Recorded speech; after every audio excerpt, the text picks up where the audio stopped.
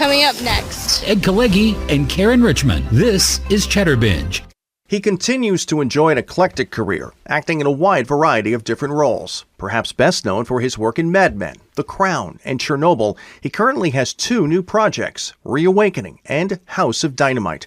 It is great to say hello to Jared Harris. Jared, welcome to Chatterbinge. Thank you for having me. Bless you. You got it. It is my pleasure. Jared, let's begin with Reawakening, which is now available on Apple TV and Amazon. It is a very interesting take on telling the story of a couple dealing with the return of a long-missing child. Jared, if you would, tell us a bit about Reawakening. Yeah, it's a nice, tight, taut psychological thriller. The premise of the story is that this couple's daughter, teenage daughter, runs away from home. And 10 years later, there's no word, no sign of her. No one knows what's happened to her. And this young woman shows up, claiming to be her. And the mother immediately accepts her as her daughter's returned. And the father isn't sure, and he wants facts, he wants information, he wants details, he needs answers. And the ironic thing is that it was the father who never stopped looking for his daughter. You know, he went to homeless shelters, he went to runaway shelters, he went to the police, he put up notices, signs. I mean, he's every night practically he spends looking for his daughter, trying to figure out where she is. Does someone know something? And he's the one that has the hardest time accepting the idea that she's come back.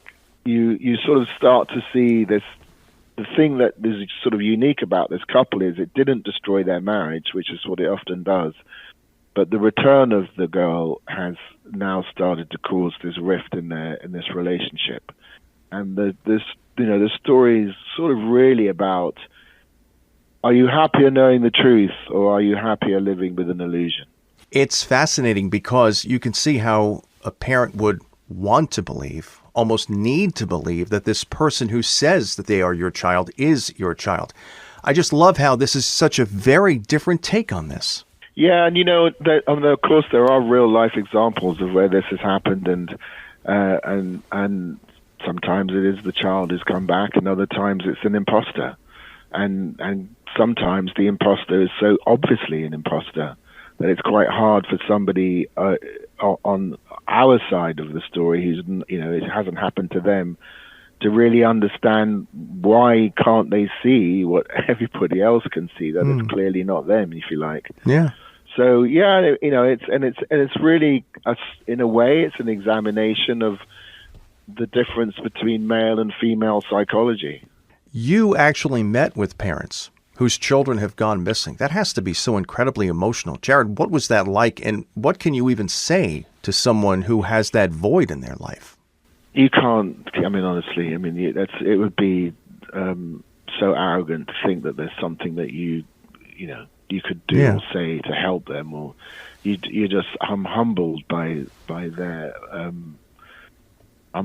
determination. The way that they've been able to keep going. And I mean, I didn't meet them before we started shooting because I was finishing Foundation, and I had a sort of just over a week between ending Foundation and starting this project. So, but I met them afterwards, and I met them at the premiere, and I was amazed at the courage of them to show up to the premiere and sort of re-experience this trauma all over again. And they hadn't had the resolution that this couple had had, So in some way it was sort of watching wish fulfillment that hadn't happened for them yet, It's almost cathartic for them in a way to just know that someone understands. I don't know if it would have been. I mean, I don't know. I mean, yeah. I don't know if it was. I like I said, I was just amazed at their courage of being willing to help us get this, word of the story out, sure, and at some considerable emotional expense on their part, Your other new project is much different. It's the new Catherine Bigelow film, A House of Dynamite. This is a much different type of film. This story takes place over about 20 minutes. It is quite intense. Jared, if you would, tell us a bit about A House of Dynamite. Yeah, that is based on the...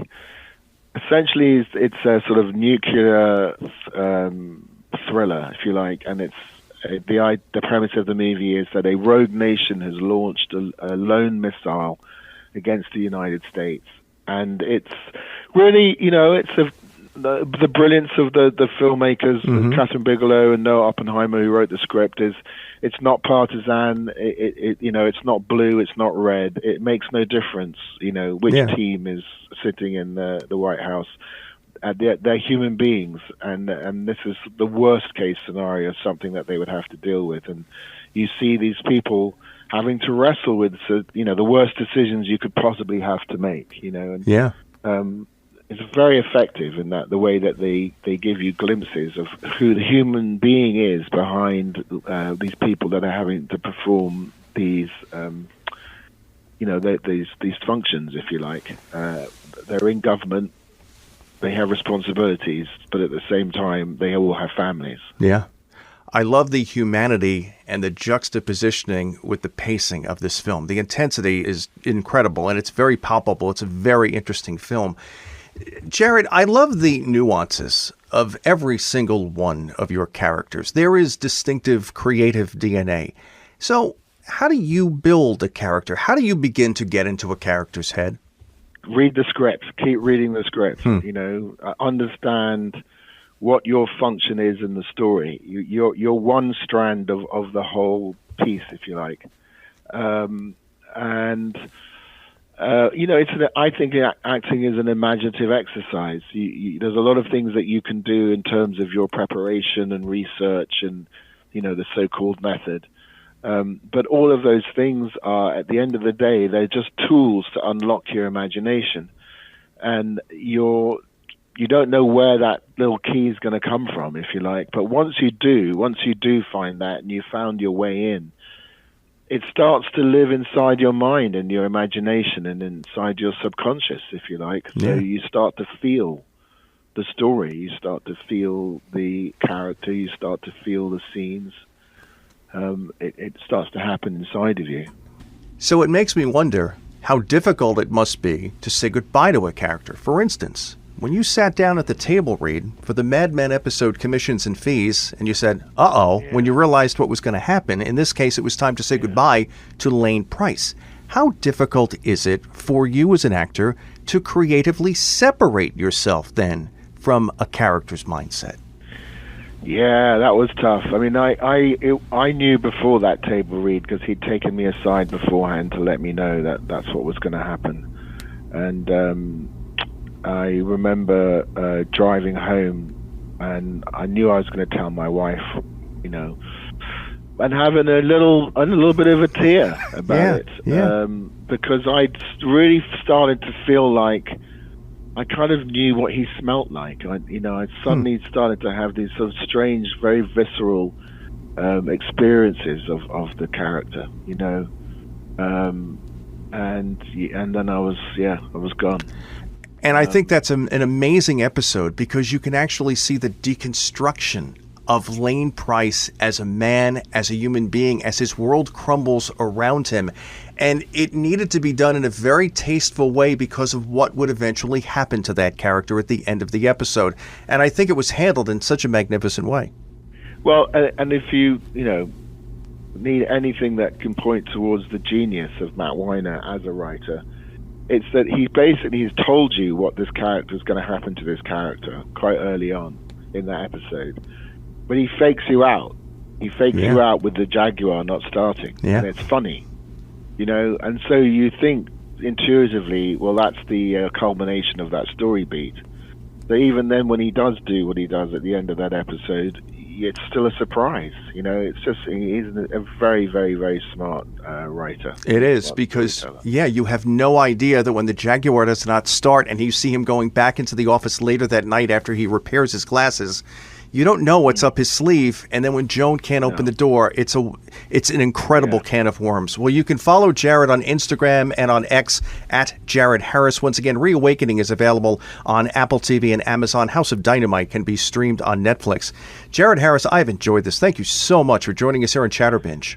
Thank you so much for having an interest, mate. I really appreciate your helping us getting the word out. My pleasure. Have a wonderful day. Take care. He is an amazing actor, I tell you. If you're not into Mad Men, go stream that episode. It's season 5. I think it's episode 12. I'm not sure, but it's called Commissions and Fees. And it is the eventual suicide of his character, Lane Pryce. And it's just handled in such an interesting way. And what happens between the Don Draper character and the Lane Pryce character that begins the cascade and the denouement of Lane Pryce. It is handled in such an interesting way, both in the writing, the acting, just the entire way it's blocked and presented. He's a fascinating actor. Go watch Chernobyl, which I saw right after Mad Men. A completely different character. He can handle so many different things. And I was able to see a screener for Reawakening before we had our conversation here. It's a fascinating film because we've seen stories of missing children, and this is such a different take on it. So once again, he finds himself in a very interesting project that is deserving of his talents. I'm Ed Kalegi. Okay, I'm ready to go. Remember when Marconi invented radio? Well, this is really what he had in mind.